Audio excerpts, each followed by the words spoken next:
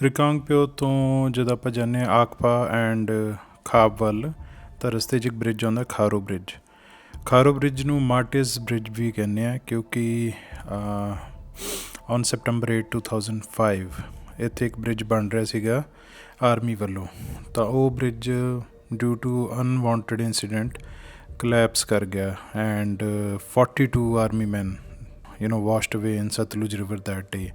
ਉਹਦੇ ਵਿੱਚੋਂ ਸਿਰਫ 4 ਜਵਾਨ ਜਿਹੜੇ ਉੱਪਰ ਹਾਰਨੈਸ ਵਗੈਰਾ ਲੱਗੀ ਸੀਗੀ ਉਹਦੇ ਕਰਕੇ ਬਚ ਗਏ। ਉਹ ਜਿਹੜਾ ਪੁਲ ਸੀਗਾ ਜੂਨ ਦੇ ਵਿੱਚ ਫਲੈਸ਼ ਫਲੱਡ ਆਉਣ ਕਰਕੇ ਪਹਿਲਾਂ ਰੁੜ ਚੁੱਕਿਆ ਸੀਗਾ ਬਟ ਸੈਪਟੰਬਰ ਵਿੱਚ ਜਿਹੜੀ 18 ਇੰਜੀਨੀਅਰਸ ਰੈਜੀਮੈਂਟ ਹੈ ਉਹਨਾਂ ਨੂੰ ਟਾਸਕ ਦਿੱਤਾ ਗਿਆ ਸੀ ਪੁਲ ਜਲਦੀ ਬਣਾਉਣ ਦਾ ਕਿਉਂਕਿ ਦੇਰ ਵਾਜ਼ ਨੋ connection between ਰਿਕਾਂਗਪਿਓ and Kaza at that time. ਠੀਕ ਹੈ, ਸੋ ਉਸ ਤੋਂ ਬਾਅਦ ITBP ਆਰਮੀ ਪੁਲਿਸ ਨੇ ਕਾਫੀ ਬੋਡੀਜ਼ ਰਿਕਵਰ ਕਰਨ ਦੀ ਕੋਸ਼ਿਸ਼ ਕੀਤੀ, ਡੈਮ ਵਗੈਰਾ ਕਲੋਜ਼ ਕੀਤੇ but recovery is not easy task in that region. So ਅੱਜ ਤੱਕ ਆਈ ਡੋਂਟ ਥਿੰਕ ਕਿ ਕੋਈ ਬੋਡੀ ਰਿਕਵਰ ਹੋਈ ਵੀ ਹੈ। ਜਿੰਨੇ 42 ਸੋਲਜਰਸ ਬ੍ਰਿਜ ਬਣਾਉਂਦੇ ਸ਼ਹੀਦ ਹੋ ਗਏ ਸੀਗੇ।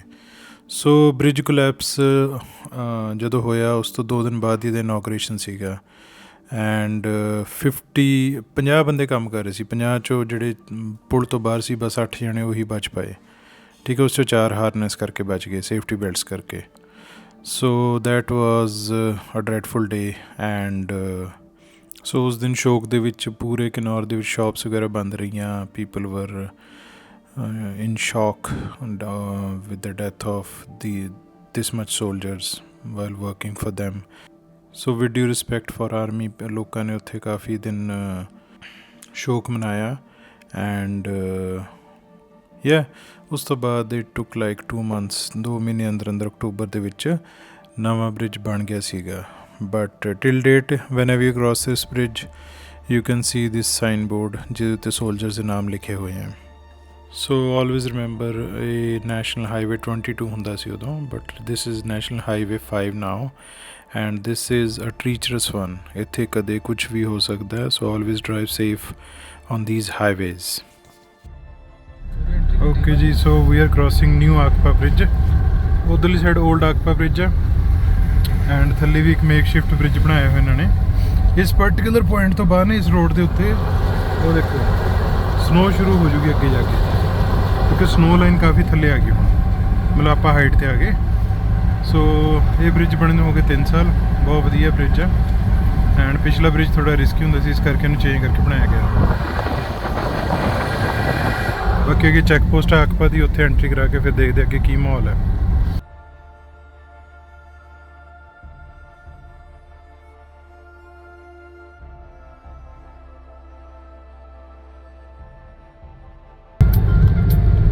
तो हम पहुंचने वाले हैं स्पीलो। यहाँ पे चाय पी लो फ्रेंड्स। स्नैक्स के साथ स्नैक्स देखते हैं कौन सा स्नैक खाना है आज। सो आज ही स्पीलो एक मेजर स्पॉट है बिफोर नाको जिथे ਆਪਾਂ ਨੂੰ ਚਾਹ ਪਾਣੀ ਮਿਲ ਸਕਦਾ। ਸੋ ਜੇ ਤੁਸੀਂ ਰਸਤੇ 'ਚ ਰੁਕਣਾ ਬ੍ਰੇਕ ਲੈਣੀ ਹੈ ਤਾਂ this is the only point. Okay, ਇਹਨੂੰ ਲਿਖ ਕੇ ਰੱਖ ਲਿਓ। ਇਨ ਪਾਸਟ ਇੱਥੇ ਤੱਕ ਹੀ ਮੋਬਾਈਲ ਨੈਟਵਰਕ ਹੁੰਦਾ ਸੀ। ਹਾਂ ਉਹ ਕਈ ਸਾਲ ਪਹਿਲਾਂ ਮਤਲਬ ਇਹ ਤੋਂ 5 ਸਾਲ ਪਹਿਲਾਂ ਜਾਂ 4 ਸਾਲ ਪਹਿਲਾਂ ਮੋਬਾਈਲ ਨੈਟਵਰਕ ਇਸ ਤੋਂ ਬਾਅਦ ਬੰਦ ਹੋ ਜਾਂਦਾ ਹੁੰਦਾ ਸੀ ਬਟ ਹੁਣ ਐਟਲੀਸਟ ਆਉਂਦਾ ਮੋਬਾਈਲ ਨੈਟਵਰਕ। ਸੋ ਇਹ ਰਿਹਾ ਸਪੀਲੋ ਅਸੀਂ ਰੁਕੇ ਹਾਂ ਕੁਬੇਰ ਰੈਸਟੋਰੈਂਟ। ਇੱਥੇ ਖਾਣਾ ਖਾ ਕੇ ਫਿਰ ਅੱਗੇ ਖਾਬ ਰੁਕਣਾ।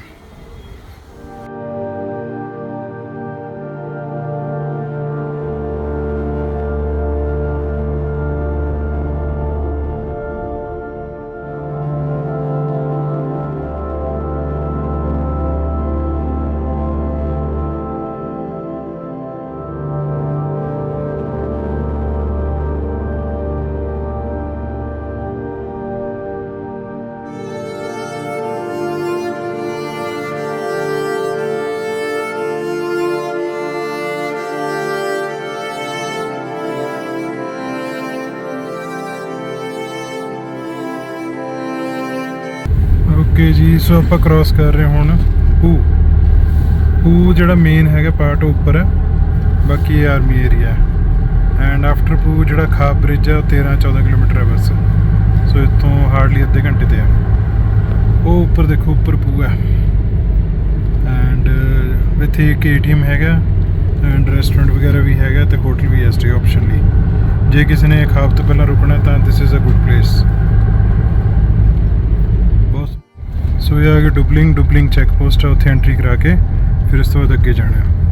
ਇਹ ਪੂ ਤੋਂ ਜਸਟ 5-6 ਕਿਲੋਮੀਟਰ ਅੱਗੇ ਹੀ ਆ, ਉਹ ਸਾਹਮਣੇ ਚੈੱਕ ਪੋਸਟ ਹੈ। ਤੋ ਡੁਬਲਿੰਗ ਚੈੱਕ ਪੋਸਟ 'ਤੇ ਇਨਰ ਲਾਈਨ ਪਰਮਿਟ ਦਿਖਾਉਣਾ ਪੈਂਦਾ if there is a foreign nationalist. Okay so that's a point. ਇੱਕ ਇੱਥੇ ਦੇਖਦੇ ਹਾਂ, ਇੱਕ ਸਮਦੂ ਦੇਖਦੇ ਹਾਂ। ਓਕੇ ਸੋ ਇਹ ਰੋਡ ਜਾਂਦੀ ਹੈ ਸ਼ਿਪਕਿਲਾ ਨੈਸ਼ਨਲ ਹਾਈਵੇ 5 ਇੱਥੇ ਉੱਪਰ ਤੱਕ ਜਾਂਦਾ ਤੇ ਚਾਈਨਾ ਬਾਰਡਰ ਉੱਪਰ ਇੰਡੋ ਤਿੱਬਤ ਬਾਰਡਰ। ਉੱਥੇ ਆਰਮੀ ਵੀ ਪੋਸਟਡ ਹੈ ਤੇ ITBP ਵੀ ਪੋਸਟਡ ਹੈ। 2019 'ਚ ਅਸੀਂ ਗਏ ਸੀ ਇੱਥੇ ਉੱਪਰ and but obviously permission is required. Tourist are not allowed to go there. ਉਰੇ ਸ਼ੁਰੂ 'ਚ ਚੈੱਕ ਪੋਸਟ ਆ, ਉੱਥੇ ਤੁਹਾਨੂੰ ਰੋਕ ਦੇਣਗੇ।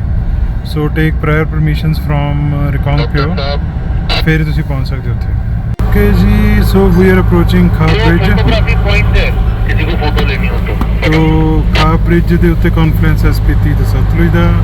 ਇੱਥੇ ਆਪਾਂ ਟੀ ਬ੍ਰੇਕ ਲਵਾਂਗੇ and after that will drive. ਉਹ ਰਿਹਾ ਰਿਓਪੁਰ ਗਿੱਲ ਦਿਖ ਰਿਹਾ ਉੱਪਰ, ਬਸ ਠੀਕ ਹੈ। ਇਹਦੀ ਫੋਟੋ ਲੈ ਕੇ ਫਿਰ ਚੱਲਦੇ ਆਪਾਂ ਗੱਡੀ ਨਾਲ। ਫਰੈਸ਼ ਸਨੋਫਾਲ ਅੱਜ ਹੀ ਪਈ ਹੈ ਸਾਰੀ। It looks ਗੋਰਜੀਅਸ।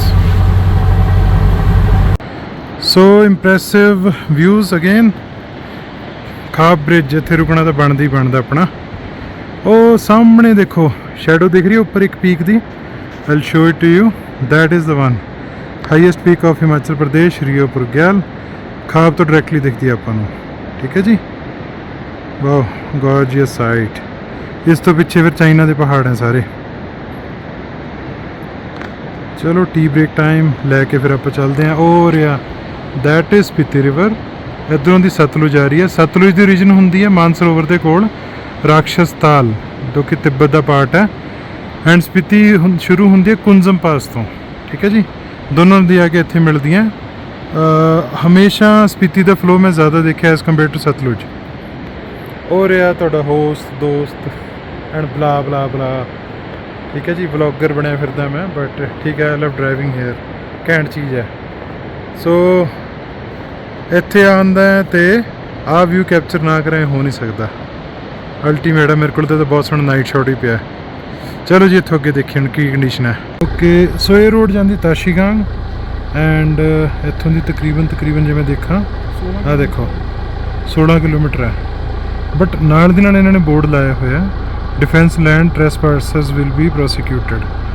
But anyway I think Tashigang ਤੱਕ ਜਾ ਸਕਦੇ ਹਾਂ। ਉਸ ਤੋਂ ਰਾਈਟ ਸਾਈਡ ਨਹੀਂ ਜਾਣਾ ਸੀ, ਠੀਕ ਹੈ, ਜੋ ਕਿ ਆਰਮੀ ਦਾ ਲੈਂਡ ਹੋਣ ਕਰਕੇ ਰਿਸਟ੍ਰਿਕਟਡ ਏਰੀਆ। ਔਰ ਏਰੀਏ ਉੱਪਰ ਗਿਆ ਆਪਣੀ। Time to cross the Khab bridge.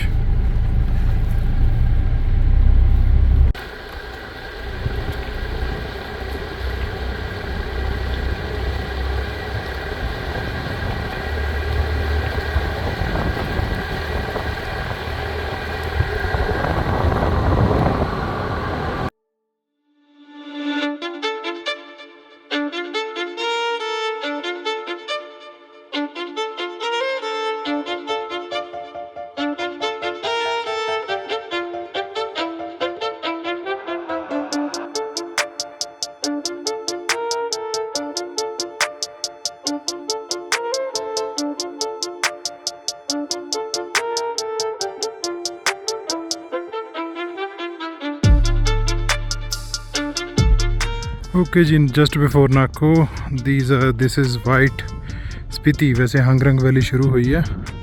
ਆਪਣੀ ਗੱਡੀ ਇਕੱਲੀ ਹੈ, ਬਾਕੀ ਗਰੁੱਪ ਅੱਗੇ ਹੈ and you can see the loops. ਬਹੁਤ ਅੱਛਾ ਡਰੋਨ ਸ਼ਾਟ ਹੈ ਇੱਥੇ। ਉਹ ਨੀਚੇ ਸਪੀਤੀ ਰਿਵਰ ਹੈ, ਠੀਕ ਹੈ ਜੀ। So we done it. Link ਨਾਲ 1 ਘੰਟੇ ਤੱਕ ਕ੍ਰੋਸ ਹੋ ਜਾਊਗਾ and that's it.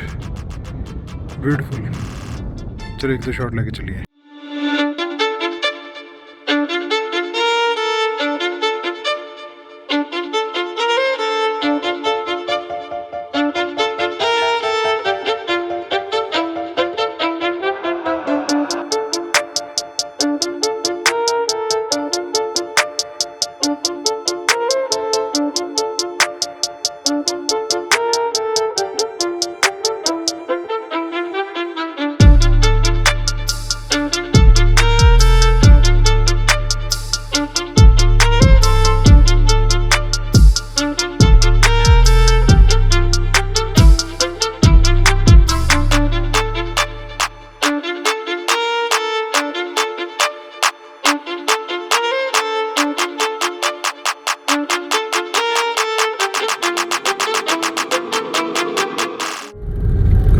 mostly white roads. 4 high layer just for precaution, and speed is below 20.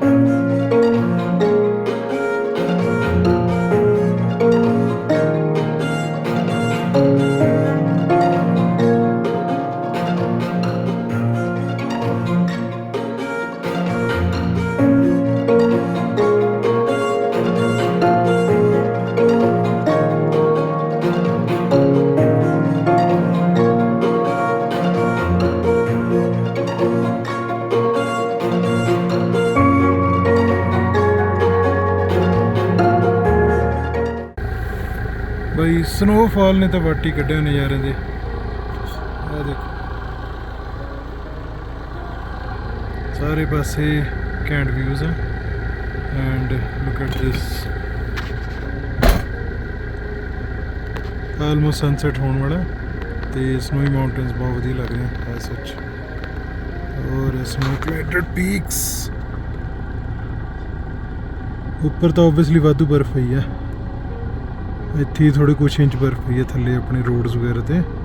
ਚਲੋ ਇਹਦਾ ਇਹ ਫਾਇਦਾ ਹੋ ਗਿਆ, ਐਟਲੀਸਟ ਸਾਨੂੰ ਕਾਜ਼ਾ ਜਾਣਾ ਸੌਖਾ ਹੈ। ਤਾਂ ਅੱਜ ਤੱਕ ਹੋਪਫੁਲੀ ਪਹੁੰਚਾਂਗੇ ਤਾਂ ਹਨੇਰੇ ਹੋਈ, but it will be fine to drive. ਨਵੇਂ ਟਾਇਰ ਮੈਕਸਿਸ 980 ਵਧੀਆ ਪਰਫੋਰਮ ਕਰ ਰਹੇ ਆ।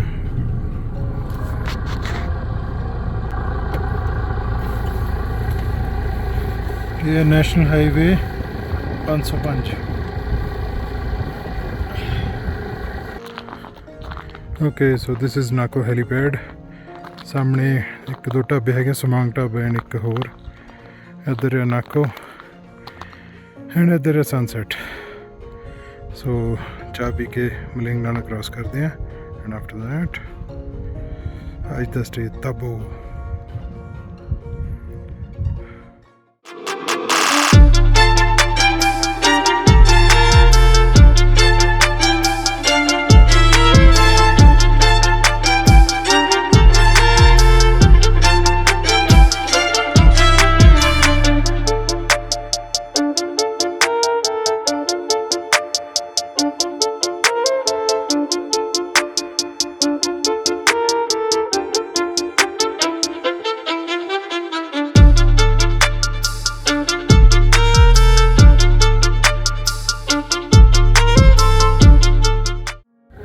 ਓਕੇ ਜੀ, ਸੋ ਮਲਿੰਗ ਨਾਲ ਆ ਗਿਆ ਫਾਈਨਲੀ।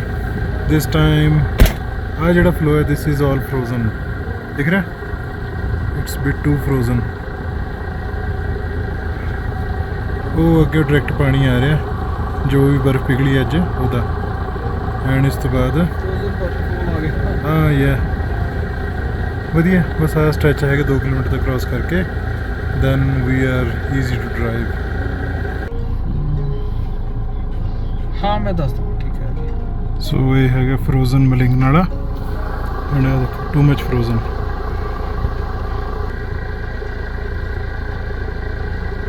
ਉਹ ਬੰਦੇ ਸਾਹਮਣੇ ਦੇਖੋ ਕਿੰਨਾ ਵੱਡਾ ਫਰੋਜ਼ਨ ਮਾਸ ਹੈ ਇਸਦਾ।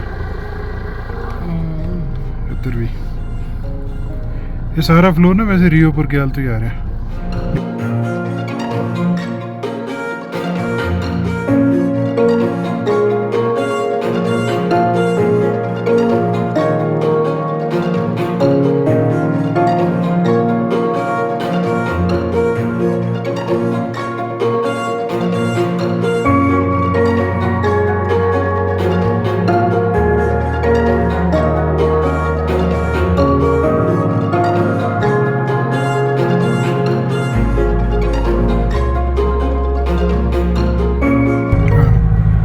ਸੋ we have just crossed Sumdo check post.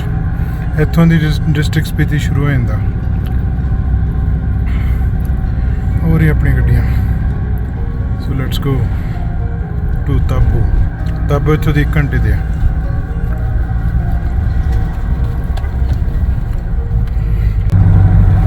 Okay snowfall ਦੁਬਾਰਾ ਸ਼ੁਰੂ ਹੋ ਗਈ। ਛੋਟੇ ਛੋਟੇ ਫਲੇਕਸ ਡਿੱਗਣੇ ਸ਼ੁਰੂ ਹੋ ਚੁੱਕੇ ਉਰੇ।